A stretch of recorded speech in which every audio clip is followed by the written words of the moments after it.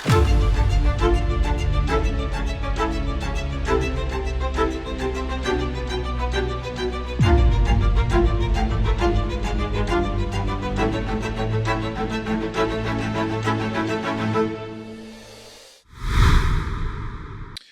welcome back to another episode of Keep Standing with Dr. Timothy W. Sloan. And today we've got a special guest, a dear friend of mine, Dr. DeForest B. Soaries Jr. Dr. Soaries is one of the most trusted voices in our country. He's a political strategist, a prophetic voice. Over 30 years of pastoring the First Baptist Church of Lincoln Gardens. He's also a former Secretary of State for New Jersey. He's a D-Free founder. He's a financial guru. He is so much to so many, a mentor and an incredible voice for our future generations. Today, I want to welcome Dr. DeForest Soaries.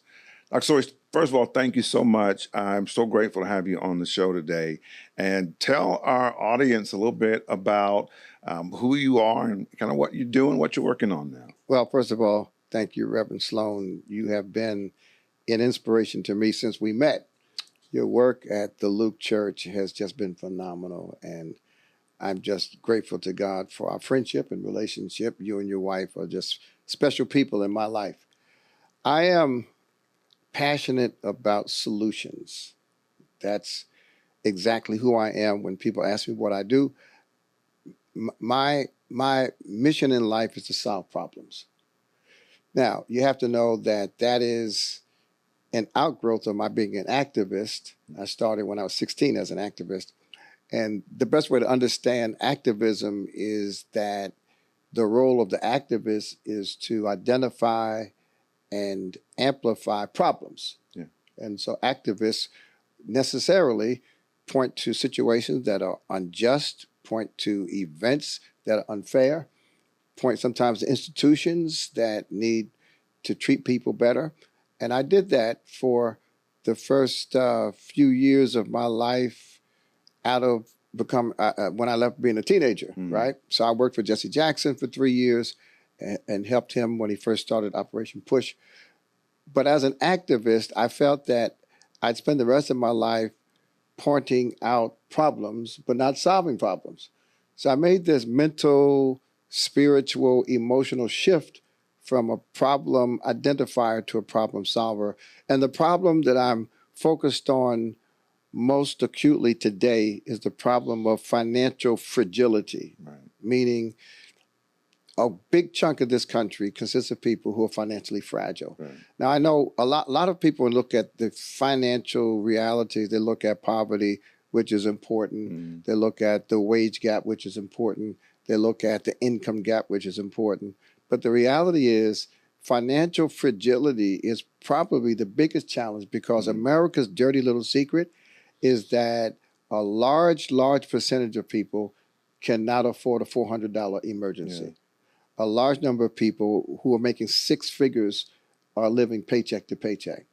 And a large number of people don't have wills, don't have enough saved for retirement, and it is a real threat to the nation. And of course, Black and brown people have this reality at higher percentages than everybody else. Yeah, yeah. So that's what D-Free is. D-Free has become a real comprehensive effort with content and activities and building community to help people overcome financial fragility, some of which is driven by public policy and some of which is personal behavior. Yeah. Well, and I know that's how I've connected with you, was watching you on CNN with Soledad O'Brien talking about helping people, achieve some level of financial freedom. So you've been doing that for years. I mean, decades of dealing with financial freedom. So when we talk about today in culture that is just really obsessed with these luxury lifestyles, I mean, you go on social media and it's constant competition to see who's posting what, and influencers are trying to promote so many different lifestyles. When we talk about that and you're trying to change the trajectory of our financial freedom and how we handle money, what's the biggest lie that people believe today? Well, the biggest lie is that you are what you own. Yeah. And that who you are is defined by what you wear. we are, in that sense, the targets of major psychological warfare, because advertising and marketing today is structured not to promote the functionality of a product, but to promote the feeling derived from owning the product. And so you'll see models, scantily clad, standing next to a car, and what they're selling is tires. Mm-hmm. Right. But the subliminal message is that if you buy these tires, you'll be attractive to someone who looks like this supermodel. And it's just a lie.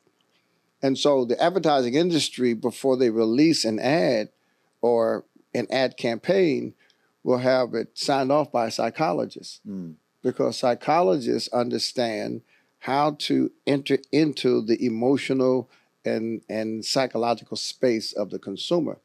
And so advertising and marketing, because it is basically a psychological strategy, have to be countered with psychological, spiritual offsets to help people understand that you can feel just as important in a Toyota as you do a BMW. That you can look just as good in a non-designer shirt that you do in a designer shirt. But we've become so mesmerized by brand that we will spend more than we can afford to look a certain way, and then it is influenced by celebrities, and within the context of celebrity culture, we emulate people that are really frauds themselves, because many celebrities are not as rich as they look. So I read, there's a book written by a Harvard professor called Juliet Schor, who wrote a book called The Overspent American. And in that book, she talks about what we used to call keeping up with the Joneses. Yeah. And keeping up with the Joneses back in the day basically meant if your next door neighbor got a certain car, you'd feel a certain kind of pressure to buy that same car. And what Dr. Shore says is that at least when we were keeping up with the Joneses, they lived in the same neighborhood as us. Yeah. But keeping up with the Kardashians, these people don't live anywhere near us. So now keeping up with the Joneses has turned into keeping up with people who are distant from us, who make more money than us, who have more elaborate lifestyles than us. And it is a dangerous reality that is really, I think, gone viral in our culture. Do you have any optimism that will change that? I only have optimism because people like you and churches like yours have been able to help solve this problem and help people overcome this crisis one family at a time.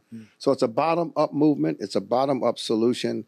There was a time in America when Black people basically accepted the status quo, and then we decided that we would accept it no more. And I think as we're forced to make these financial decisions, and when we look at our options and when we hear voices that we can trust and we see that other people are doing it, we actually have the makings of a movement where we can break out of this and really use money for our own and our family's benefit, rather than making people who don't need our money richer than they are. Yeah. Well, you alluded to kind of the responsibility of myself and so many other faith leaders who really do play a large role in kind of how we shape that conversation and change that conversation. So let's talk a little bit about kind of faith leaders and our role today. And if truth be told, that there is some division, I think probably over what we believe is socially, politics, even wealth. And so now there's a lot of people that think maybe the Black church has kind of lost its power in today's culture.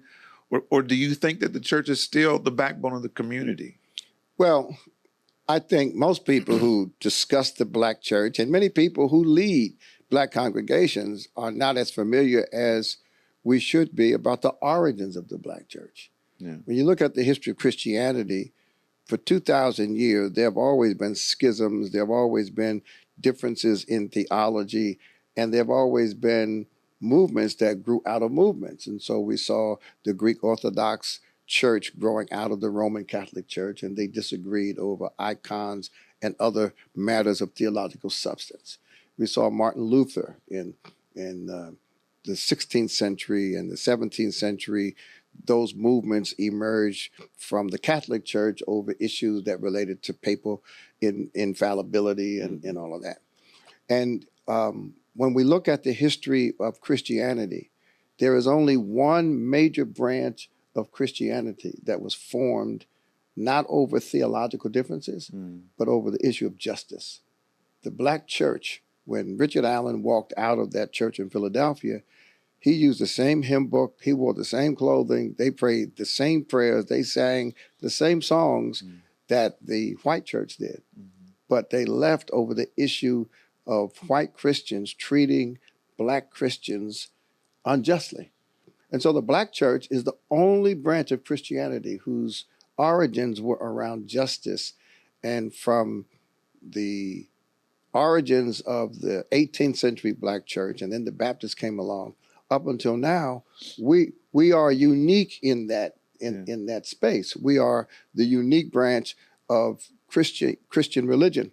So having said that, the question becomes, how do we juxtapose ourselves to society in light of our origin and who we really are? We have an identity, we have a hermeneutic, we have a theology that's grounded in justice and to be the Black church. Now, there are churches led by Black people that don't function within the tradition of the Black church. But when I talk about Black churches, when I talk about our responsibilities as faith leaders, I'm talking about it within the context of the mission for the church to bring the message of Christ to bear in light of injustice. So for instance, right now, in states across the country and online, it is legal to charge people 400, 500, 600% interest on payday loans. It's legal, but it's unjust because the people who take out those loans are the people who are having the most difficulty financially. They're the most stressed financially. And Black churches are the institutions that should be advocating for public policies to make those kinds of loans illegal. So then the criticism is that the Black church has sort of stopped being advocates towards issues like that. Is that a real reality that really is kind of putting us in a dangerous place right now? It's a reality because from 1619 to about 1970, the challenge, the problem, the obstacles were rather clear. You cannot come here. You cannot sit there. You cannot buy from this store. You know, the segregation that followed up on slavery was so explicit that we were able to unify around a consensus concerning the problem. It became more complicated after 1970. After the public accommodations barriers were broken, after the voting rights bill was passed, after the Fair Housing Law 1968 was passed, the major barriers that the civil rights movement were organized to dismantle were dismantled.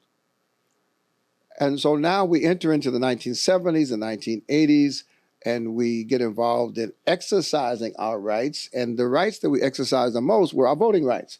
So if you look at the difference between 1960 and 1980, there was an explosion of Black elected officials because we had this pent-up demand for people to vote who were disallowed to vote. But in terms of economics, in terms of family structure, in terms of education, we did not make as substantial gains in those areas as we did in politics. And so the complications that emerged in the post-civil rights era caused many of us to focus either on one area over the other or on no area at all, because the other thing that happened is this, and you know, you went to Morehouse, and so you get this better than most. For most of our existence as a people in this country, traditional Black culture, traditional Black values, the African influence on Blacks in America aligned so neatly with core Christian principles that you were almost Christian de facto if you were Black, because the emphasis on family and the extended family, the emphasis on community, the emphasis on leadership. Yeah. You know, the African chief and the black pastor Uh-huh. have a lot in common. The traditional African chief translates into a role for black pastors that white pastors don't have. If you have white pastor friends, there are white pastors who basically are employees of their church. They have no real leadership authority. They preach on Sunday, and there's a whole group of people that run the church. The black pastor is the tribal head in the black church and in the black community. And so what happened was, in the post-civil rights era, as the culture changed, as black culture changed, listen, we went from 1960s singing in the secular world, "Say It Loud, I'm Black and I'm Proud." In the early 70s, we were singing "Freddie's Dead" on Superfly. You know, the values of black America, as we integrated into what the Dr. King called the burning house. You know, Dr. King said, "My fear is that we're going to integrate into a burning house." That's exactly what happened. So our values began to integrate with the larger society, and so our families got weaker. Drugs began to become a greater threat, and it became much more complicated in the post-civil rights era than it was in the pre-civil rights era. And I think now we have to identify what the major challenges are, how we can organize around those challenges, and pull together coalitions of conscience that can really attack areas of injustice. Well, so when we talk about that and we get clarity that that's where we should be going, but then there's also the criticism of the church where, I mean, you've been in the boardroom, you've been in the pulpit, you were able to walk that line. But for many today, you know, there's this question about, you know, are corporations exploiting faith communities? And then you have faith leaders who may be, you know, really engaging in business, but there's some who say you shouldn't. Is there a conflict of interest between maybe a faith leader says, I really want to be engaged in business, but I also know that I have a prophetic responsibility? Right. Well, you know, Moses didn't have the kind of relationship with Pharaoh that Nehemiah had with his king, you know. So different times lend themselves to different realities and different responses to power, because the issue is power. How do humans accumulate and exercise power? Corruption is not a given. Corruption is always a possibility. And what faith leaders have to decide is what behavior, what articulation, what relationships actually function to the benefit of the people they lead.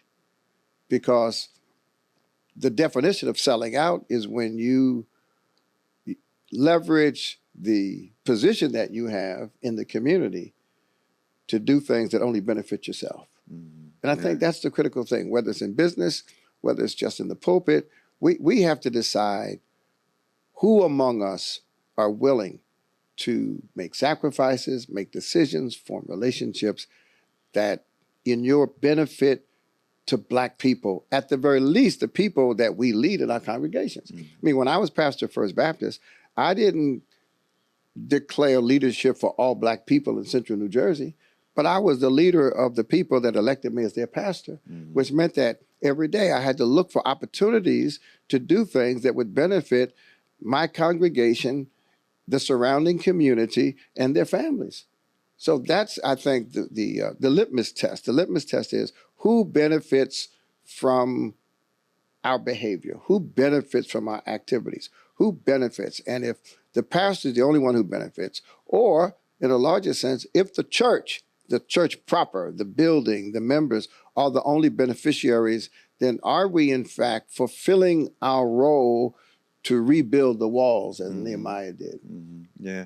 You know, when you talk about that, you got to engage with not just our roles of faith leader in a church, but also you got to talk the political climate today. And I don't know if people know this, but it's a little unsettled right now. And so, you know, with so much anxiety around what's happening politically. And you've been at the highest levels of government. You Yeah. have worked on some of the most important issues, especially when it comes to voting rights.